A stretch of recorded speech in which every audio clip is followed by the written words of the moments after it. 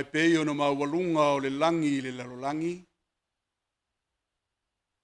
E whaapea ona tele o lona alofa i e mātatau i a teia.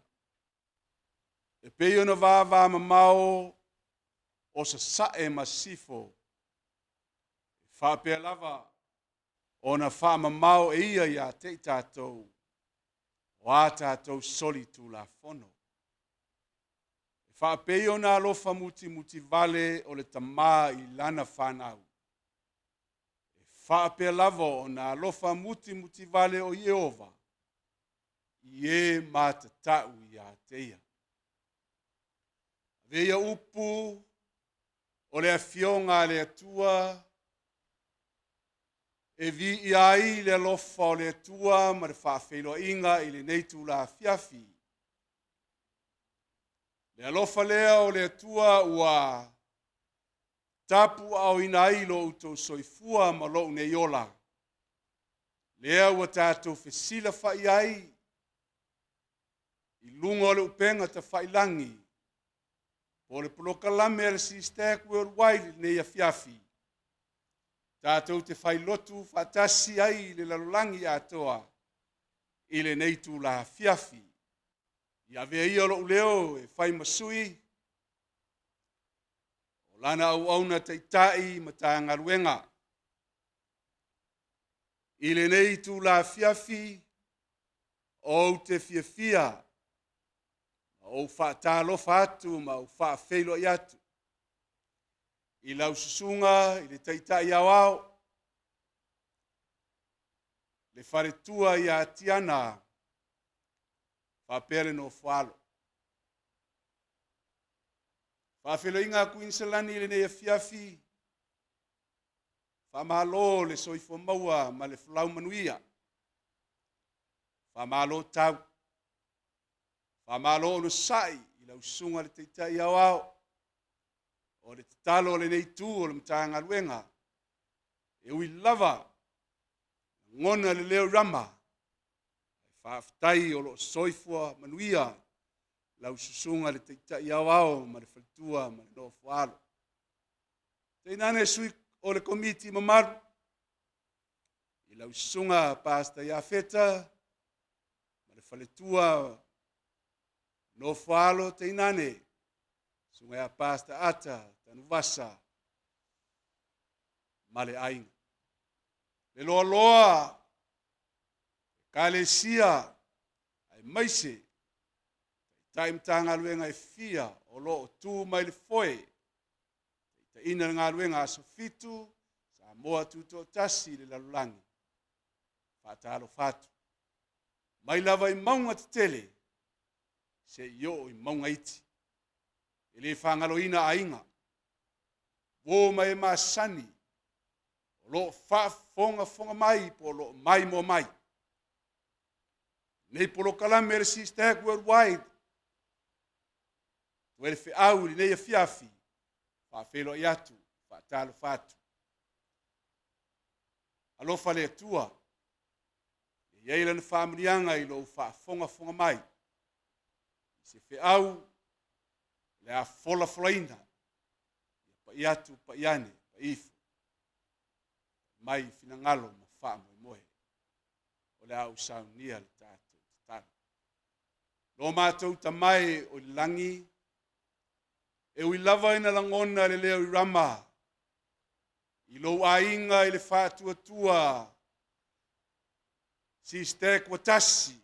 Le lalolangi atoa. Ai whaaftai lo walofa ma lo wanga le lei. Watini taunu uai le nei Afiafi. Ma watu ai le tala le leia la ufio. E te whaonga ina ai. Le fuefu ole ele. Maia le ngango la ufio. Whaatumuina lau au na vai ma le whaatau va. Le whaaleo ina o lo finangalo. Whaamanuia. I le whaafonga lo nu. Mai se o mātou ainga o lo mai mo mai. Ia vi ia lo suafa e whaavavau lava. Amen. Laulia le au whaipese. Lātou te saunia se pese. Mo le tātou lotu afiafi le nei afiafi. Ngai leo tātou ma le upua le atua i le nei afiafi.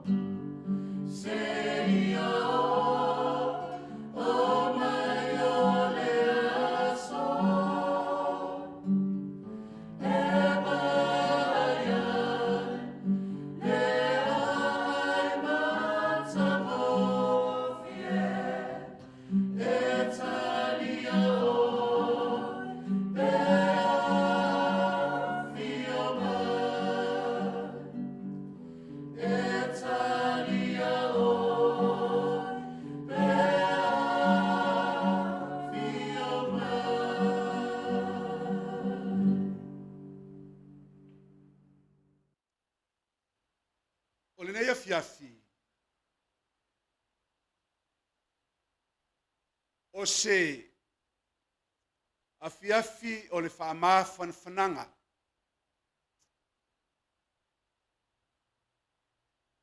O loto uma o Queenselani. Wa vea ia u le nei afiafi. I se leo e ala le fionga pa ia le tua. Se afiafi o le whaamā whanwhananga. Ona ua langona le leo rama. Ona o lana au auna wa tō whā. Basta li utana vautu ua. Ia tainane nisi. O tātou ainga. Ua afe moe. Langa le mariu mare oti. Pei taile ne fiafi. O te toe wha manatu. ia te oe maau i le nei Afiafi. I le upo le fionga le tua le momoa te saloni e fāsu tolu. O te manao e au mai e te ina i tātou. O le mana ongo le apostolo malona loto na ia tau atu i te Salonia. O te loto ina ia o tau i loa. Le au soe i le mata upu i e o momoe. Ina ne i o tau whaanoa noa. E pei o isi e le ai solato whaamoe moe. E le tu au noina le whanau filifilia le atua. E au mai e le afionga le atua. Awa o tusi pa ia umalava. Na te whai loa mai a te i tātou. Ina ia tātou loa le au soe. I le mata upu ye o momoe pei on whai mai ai le apostolo. Nei o tau whanoa noa e pei o isi e le ai so la tau whamoe moe. Whamoe moe lea i le aso. E a fio mai ai lo tātou alii o Iesu Keriso. A whai tātou te talitonu a maliu Iesu ma toe tu mai. E whapena foi i la tau e momoe ono Iesu. Wae fio ifo mai le langi le li lava. Leo le angel sili ma le pua le tua. E mua foi ona toe tu mai. O e naoti oi ia Keriso. Lo whautuina lea o le fe au o le whaamafan whananga i le ne Afiafi. O e oti o ia Keriso. E toe tutu i le ola e whavavau. E le to iai se whaanoa noa. Pei ona whai mai le apostolo Paulo le Afiafi. O te loto. Ina ia o tau i loa. Le au soe le mata upu i e o momoe. Ina ne i o tau whaanoa noa e pei o isi. E le ai so la tau whaamoe moe. Pēnga mua whaamafan whananga. Po le upu fola le tua ne Afiafi. Le ase fola, po le ase upu al tu spaia. Mo e whaanoa noa. Ma te limo le whai upu e whaamu ia e whaanoa noa. O Iesu ia whetalai. I lana la unga. I lungo le maunga ma ia whape atu le motu o tangata. Amu ia e whaanoa noa. Aisea. Iesu aisea. Awa e whaama whanawhanaina i la tau. Isai onu tasi onu whai upu e lua.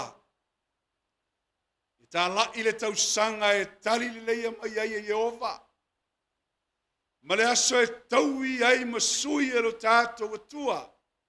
E whaamatala loto, i e whaanoa noa umalava.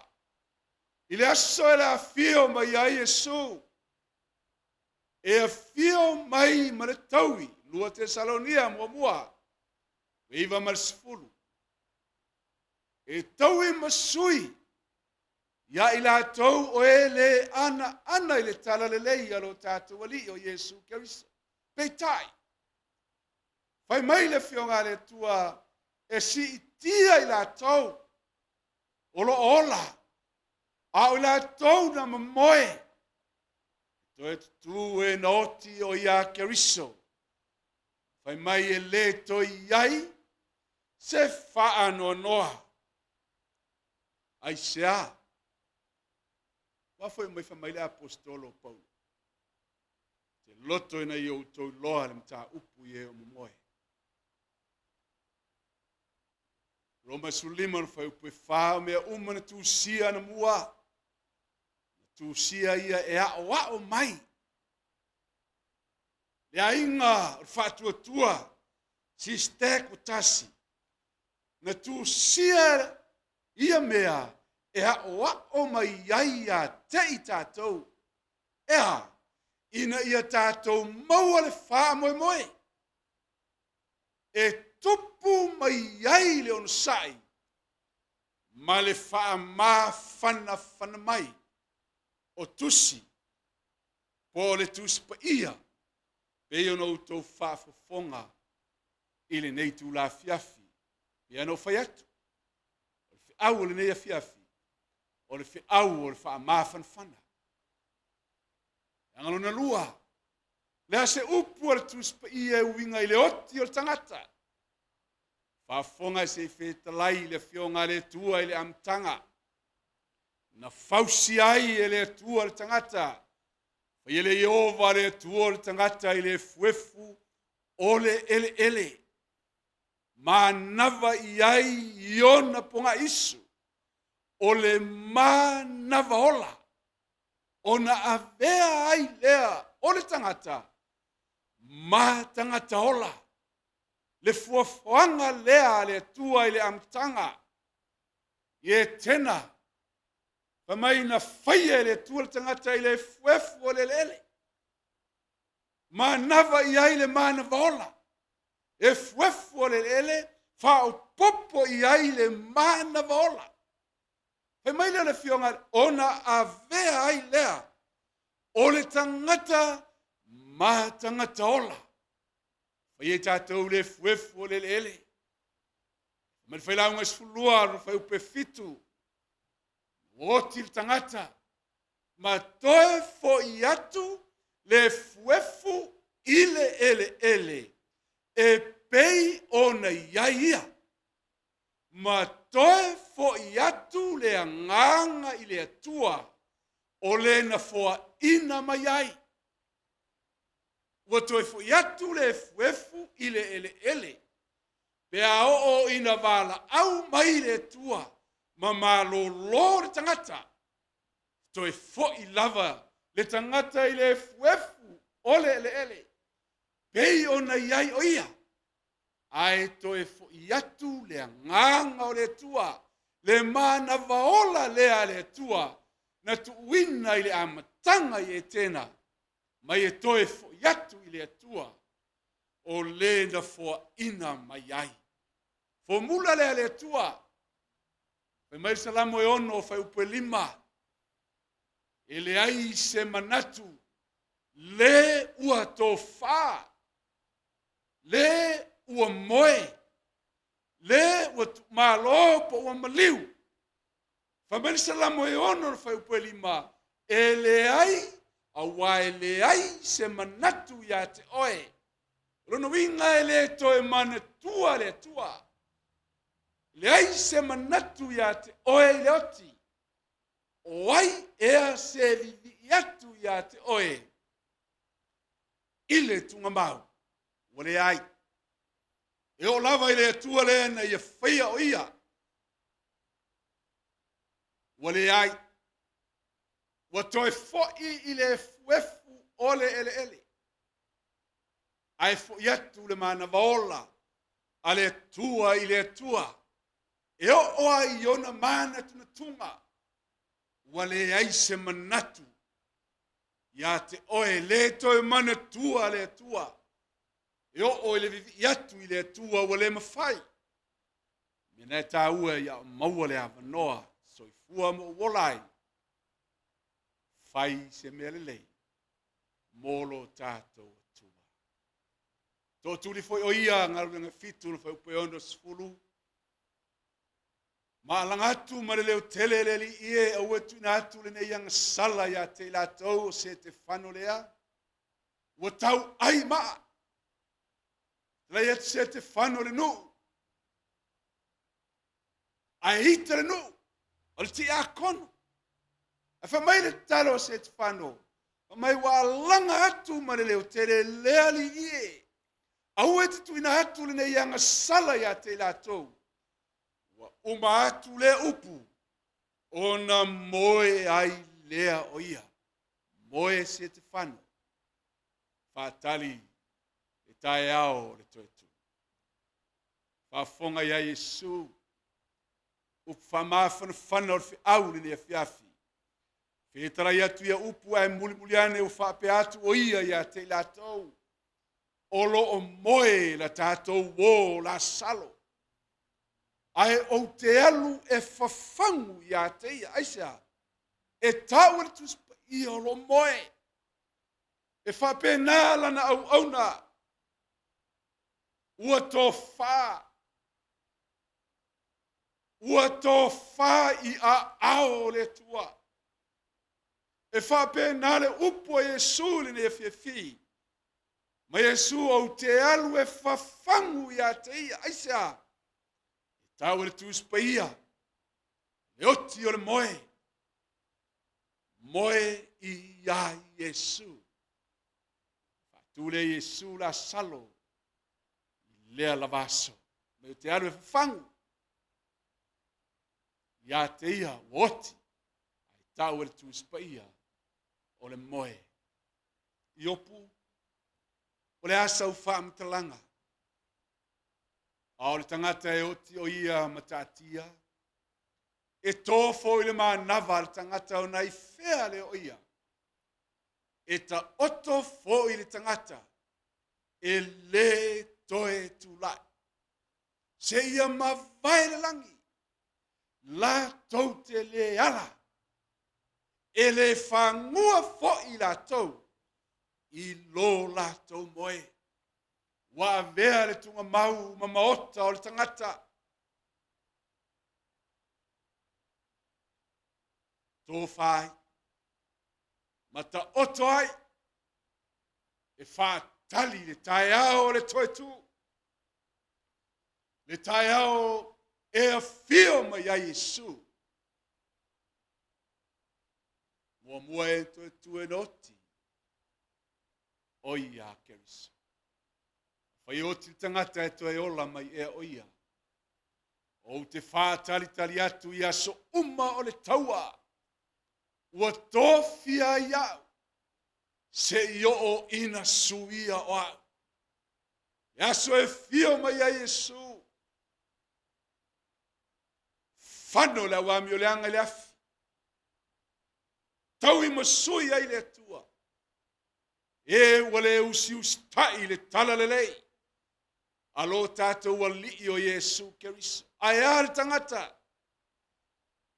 Nei e tau. Nei e talia ina le upua le tua. Nei e whalongo ma whaia finangalo le tua. Mai opo te wha tali atu ia so uma. O le taua na tōwhia iau. Se ia o ina suia au. Whamoemoenga le nā. Lana au auna. Mai tātou uma. Pe ao na wala au le atua I lau soifua ma lo wola. Lea se upu al tuspa ia. Yesu al toe tū ma le ola. Whetala iatu Yesu ia te ia. O au nei o le toe tū ma le ola. O le wha tua mai ia te au. Eu I lava I na oti. A e ola lava ia. Le wha tua lea sai le amatanga I le tangata o soifua. E ui le tō le tūnga mau. Ua mā lolo. Ua whai le tūnga mau ma ona mota. Ua oti. Ai whai mai. Ai e ola lava ia. E le o toe ola pei ona o tū atu. Pei tai. O loo whaawau pēle nā tari tonu I le tua. O ia o le toe tū ma le ola. Sa moa. Ai maise o tātou a inga le whatua tua. SISDAC o tasi. E le ai se tasi ma whai. Ona tā maua I le wha moe moe. I le langi le ola e wha ua na o I Yesu keriso. Aisea, o ia. O le toe tū ma le ola. Tali tonu ia te ia. Whalango ia I lau soifua.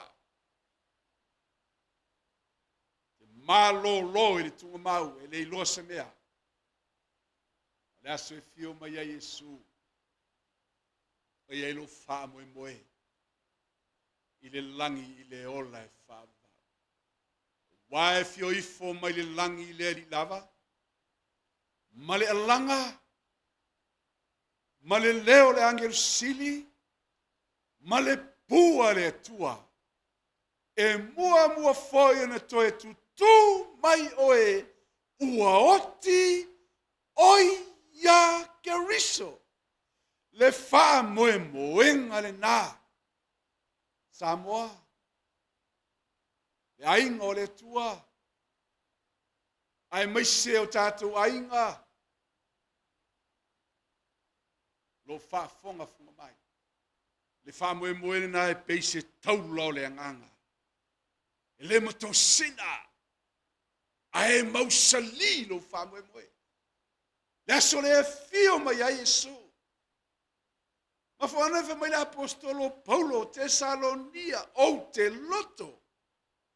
Ina ia o tau i loa le mata upu i e o moe. Io ise le aise fa moe moe. Lar fa moe moe lea. Le fa moe moe lea.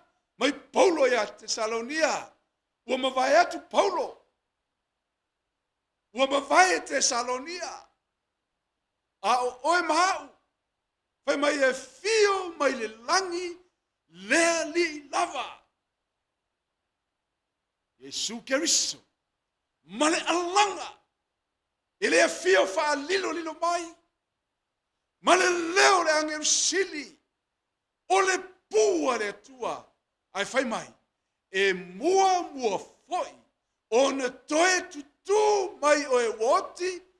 Oi ya keriso. Ua moela na au auna. Sa tu le foe. Sa ve oia ma pou tu o le upumoni. Basta li tana vau tu ua. Man la tau. Ua ma moe atu. Mai e mua na toe tu mai. O e woti. Oia kerisa. Lo wha moe moe le nā. E ainga o le tua. SISDAC o tasi. Tasi le loto, tasi le fatu, tasi le wha moe moe. Le wha moe moe lea. Ua na o Yesu. E wha ola i nai. Lea o le a toe fia mai. Au nā wha mawhana whananga le Afiafi. O le nei u toi whatuina mai ke riso. Moko ni to sulimba al whai lua sifulu. Ie woti. Wa vea ma wha polo o e ua mumoe. Ma liu Yesu ma toe tu mai. Toe tu manu malo mai. Wa vea i o ia. O le first fruits. We ua momoe. Ona o Yesu. Upuna tu spaia. E winga ya Yesu o ia o le toe tu. Maleola. O fulanga. Upo tu spaia ya ilato. E maua le ola e whaavavau. Whaumutia ia le oti e whaavau i se e lufu lima o whaupe valu. Whaumutia. E solo e se le li o Iova o loi mata umma i o lato mata. Mai e whaatea e se ina e ia le ngau o lona nuu i le lalolangi umalawa. A wā ua wheta lai mai ai o. Upuna tu spa ia i e lato. Ua maua le ola e whaava. Iane lima sutasi, lua le wa ia te ia lea. Wa ia te ia le ola e whaava. Solo i sea. Le atua loi mata i o lato. Le to e iai se whanua noa. Le to e iai ni tinga. Ai foi se toi oti. Po se whanoanoa. Po se aue. Ai foi se toi puanga.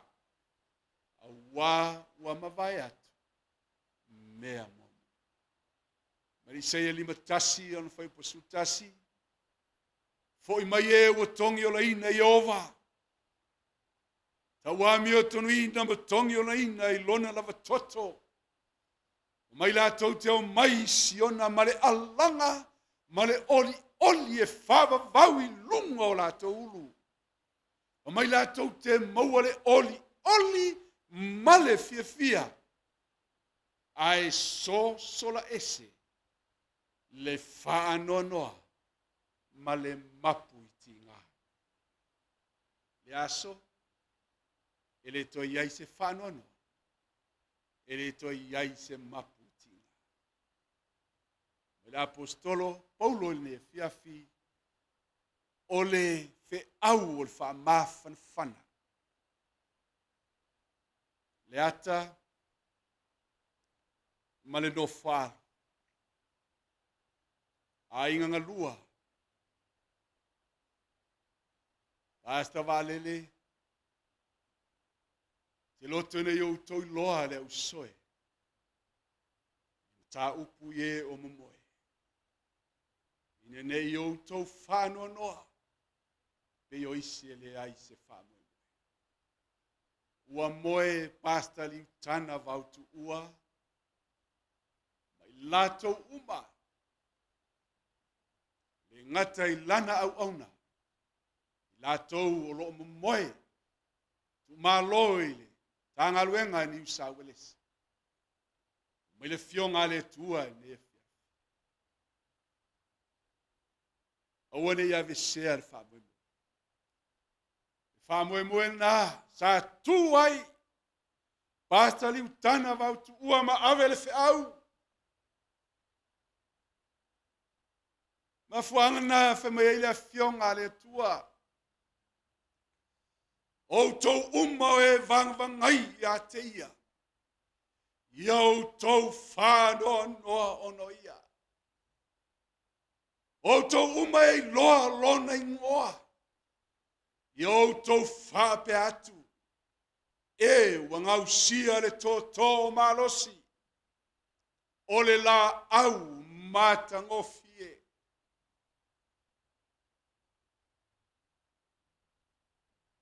Sa vealan au auna.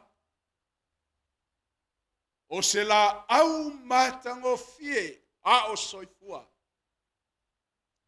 O se tō malos. Tō iailan au auna te tai au Pastor Willie. Ai maise le lango leu whainga ruenga. Ai maise le aingo le whatuatua. SISDAC o tasi. O ia tū mai le foe, le tū mai le tū. E wangau sia le tō malos. O le la au matangofi. Ue ua maari liu toa. Ua mau wai au penga le tau.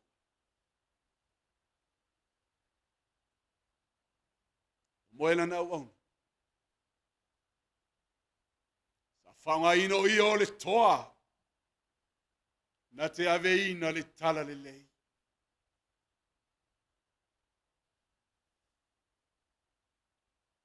Tō wha o ia. E na i ave ina le whi au a ngelu e totolu. Le whi au muli e le atua i lungo le nei paneta. Mai lea. Upu wha maa whanawhana. We ua mari liu toa. Ua mau au penga. Sili le manatu o yo. Le oti o ona tangata a mi o tu. So se nuu. So se alala whanga i Samoa. Umona tu tamanga whalu penga. O le nuu ma le nuu. Le ainga o le atua. O whalu penga ia. Pea ona la fwa ilo soifua ile tua. Pea ona vea oe o se fita tau ele leia Yesu Keriso. Whamua bua le tua i lea. Tau le tau. Wai ule tau sinionga. Tau file upu o le whātua tua. Te uina moa ule pale o le amiotonu. Le ngata ia te au. O i lato umo e fia i luna whātua.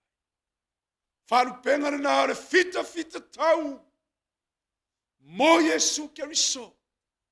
E sili le manatua Iova. Oti ona tangata amiotua. Ma le mau muli e whai uai. Whamawhananga i le nefi. Na o whalongo i le leo mai le langi. Ua whapea mai a tau. Tusi. Ane tusi. Eso i ane tusi. Whalinga resu wha. Olo iei whea ua ngelu e totolu. E na wo mai le whea upas futolu. Mai Yesu, i ane tusi. Ane o tusi. O whao mai ina le whea ua ngelu e totolu. A whea mai amu ia e uoti. O e uoti oileli. E a matai nei ona po. O le lava. Ua wheta lai mai ai le nganga. Ina wala tau malolo. Ia latou ngaluenga tinga. Te au na maritinga.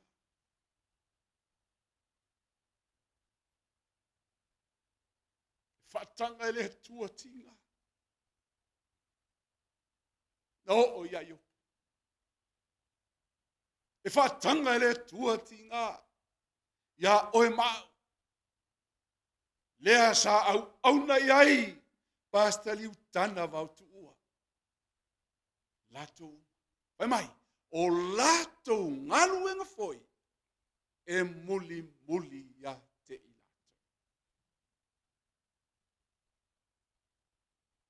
Nganefa mai eri se e luas fulono fau pelu. To maia. To maia feito to ole la. Se iulu fale maia ele nuu Hamilton. Ta wami o tonu ina le toto Yesu Keriso. O e tausia le mea. Le ata no fal. Ai mai se au ya keneti. Faltua tu mua. Lato uma. Fonga mai. Upo Yesu lava ia. O te sau ia te oto. O e matuati. Le anganga whamaisen. Whamaise. Tātou a inga whanono. Where tua le lorangi. Olo iai le ona le leo rama. Po Yesu o te sau ia te uto. Ngang pai. Mawhanawhana. Loto o e ua nuti momoia. Ona o le 5 sau. Nā tōlo soifua ola. Mata e le nei Afiafi. Te le tuina atu lou soifua. I a Yesu Keriso. Au maua le ava noa. Te au na tuai. Au e soifua ma uona.